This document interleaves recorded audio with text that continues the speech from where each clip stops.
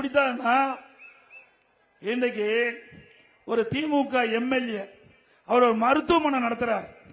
அந்த மருத்துவமனையில நம்முடைய பள்ளி பலத்தில் வறுமையின் காரணமாக பணத்தாசை காட்டி அவரை அழைச்சிட்டு போய் அவருடைய உடல் இருக்கிற கிட்னிய முறைகேட எடுத்துட்டாங்க.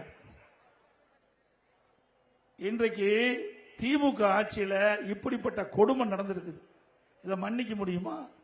ஒரு அரசாங்கத்தில் ஒரு எம்எல்ஏ, சாதாரணம் இல்ல, ஒரு ஆளுங்கட்சி சேர்ந்த எம்எல்ஏ அவருடைய மருத்துவமனையில் ஏழைகளுடைய வறுமையை பயன்படுத்தி இன்றைக்கு கொடுமையான செயல்ல அந்த கிட்னிய இன்றைக்கு முறைகேட எடுத்திருக்கிறாங்க.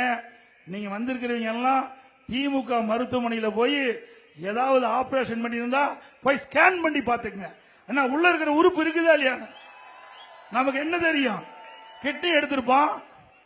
இன்றைக்கு எதுக்காக சொல்றேன்னா, இதே நாமக்கல் மாவட்டத்தில் கிட்னியை எடுக்கணும்னு சொல்லி கணையத்தை எடுத்துட்டான்.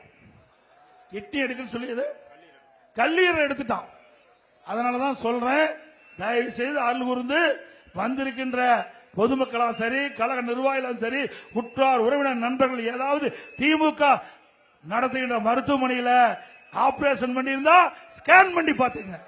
இல்லைன்னா உங்களுக்கு உடலுக்கு உறுப்பு இருக்குதா இல்லையான்னு தெரியாது.